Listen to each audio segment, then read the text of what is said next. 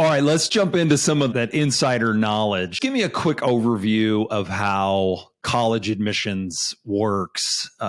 Let's pretend I know nothing about this and I've got a junior in high school and I say, Deren, what do I do? How do I even begin the process? So let's start from the very. I think the biggest mistake, one of the big mistakes people make, is that they go immediately right. Like, I want my kid to go to one of the top schools, so boom, let's get that. I like to start with saying that is the worst way to start thinking about college. The first inventory doesn't come from what colleges are out there. The first inventory comes from who am I and what do I need? What kind of environment do I want to be? What kind of people do I want to be? What kind of atmosphere? Because if you're a Southern Californian and the idea of going to a snowy, cold environment is not your choice, why are you looking at Boston? Because every statistic out there tells you if you're not happy with the physical environment of your college environment, you will not do well academically. So thinking about who you are as a person and what you want out of that experience is going to be the first thing that you. But the other mistake people make is they find the one college that they think is their dream school, a term I never use. Because the fact is that for every student who's going to college, there could be anywhere from 50 to 300 schools where they could be perfectly happy at.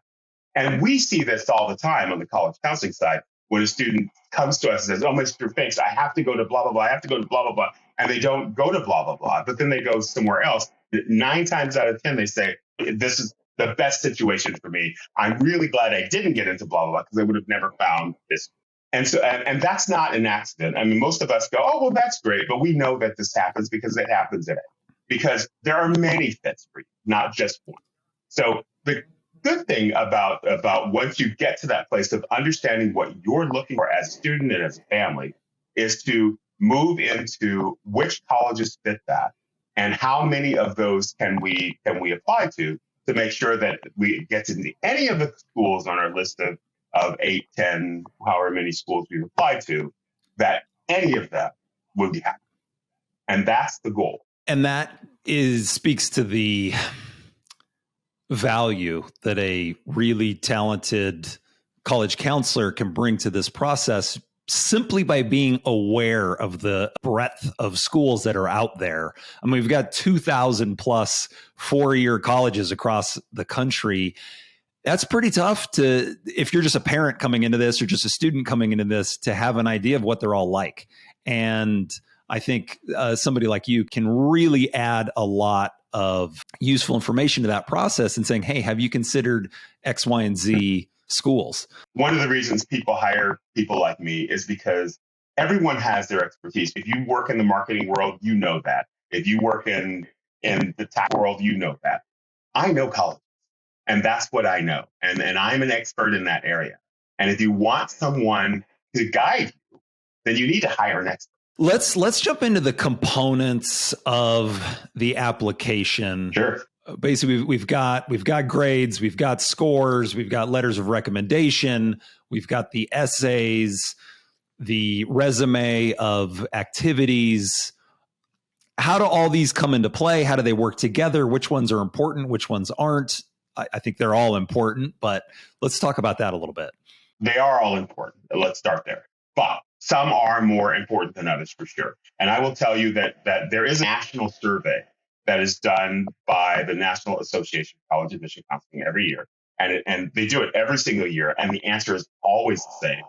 If ranking all of those things that you just listed, what's the most important aspect on that of that list? And hands down, number one is always going to be what's on the transcript, because that is probably the most closely related to what's happening on a college campus. When you're in high school, you're going to listen to your teacher talk, you're going to read some books, you're going to take some tests, and then you're going to write some papers. When you get to college, you're going to listen to your teacher talk, you're going to read some books, you're going to take some tests, you're going to write some papers.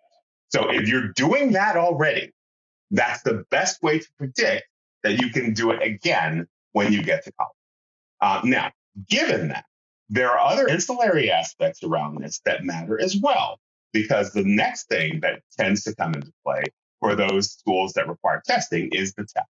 Because the test is always looked at, if a college is doing it correctly, they're always looking at the test in conjunction with the trend. So, and the reason for that is to think, if you think of it this way, there are so many different schools, high schools in this country that teach in very different. I mentioned one of the ones I talked about, inner city LA, where there's gang violence and there's poor teaching and there's not great facilities and there's not great budget, compared to there's boarding schools on the East Coast where they have, I worked in that has a $500 million endowment, the best labs that you can have, a campus that most college representatives will come to and say, we can't compete with your high school campus, So I've worked I've seen the extremes of these, and I know that learning is different. So what the test score does, though, is it says, okay, I can't tell exactly what's going on at George Washington High School in St. Louis, but I also can't tell exactly what's going on at a private boarding school in Michigan. So how can I compare these two kids somewhat, even though I know they're completely different environments? So the idea was this: okay, well, what if I take all of the kids in the country and I wake them up at exactly the same time, and I walk them to the same place at the same time in the same over air conditioned room, and I give them the same pencil, and I give them the same test? Would that give me a better idea of how these two students compare? Now, it's still not exacting, but it's closer than, say, comparing school to that school. And I can be able to say, given your high school and given your test, I get a better idea of how you might compare to someone else from this high school with their test.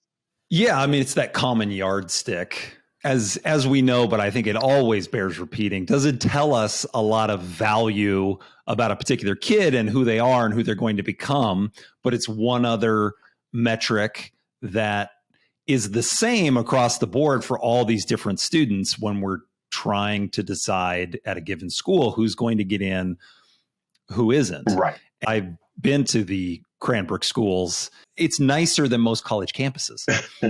Very difficult to compare that kid to a student like you, right? That was coming out of a high school in Compton when you were a kid, and something that where at least, okay, they had this one experience that is the same one, helps to add some light to who they might be and what they're capable of. And I think that's the thing is that people have to keep in mind too, is that to take the weight off of that test score, like in most cases, I'd say in definitely 80, maybe even 90% of the cases, your test scores reflect your high school.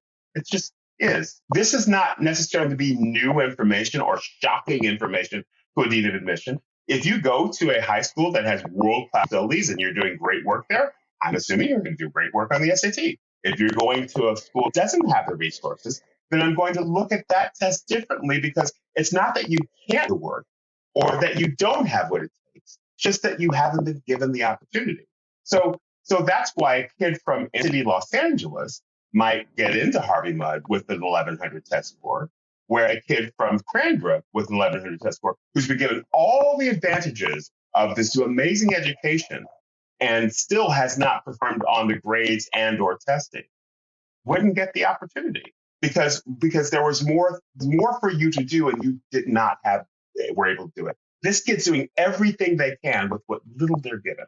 So you're looking at potential versus you've had it and you didn't use it. And I'll tell you, when I was at Harvey Mudd, when I looked at test scores and grades, we knew that we were not able to predict whether if the student came here, they would be an A student, or if the student came here, they'd be B- student. We knew that was something that we weren't very good at predicting, but we could say, can the student graduate or can the student not graduate? And so that was the initial look at transcripts and grades. Can they graduate or not graduate? It's a yes or no question. And if the answer is yes, then let's move on and look at who we're bringing to campus. Who is this? What are they going to bring to our community? And when I go back to my president and he says, why did you admit that kid? I want to be able to say, because he's bringing this amazing perspective, or he's got this amazing skill, or he's an amazing athlete, or he's got he's going to make a great roommate for somebody, or, that kind of thing. I'm looking at the other aspects of them at this point to build a community. Building a community is my job. That's what my job, because let's be frank, if my job was to admit the highest test scores and the highest grades, you don't need me. You don't need people. You just need a computer algorithm. But no, my job is not to admit the highest grades and test scores. My job is to build an interesting community. Now, this goes back to what I said earlier, is that don't try and tell me that you're interesting. Tell me who you are. So you can't tell us what we want to hear. You just have to be you and apply appropriately.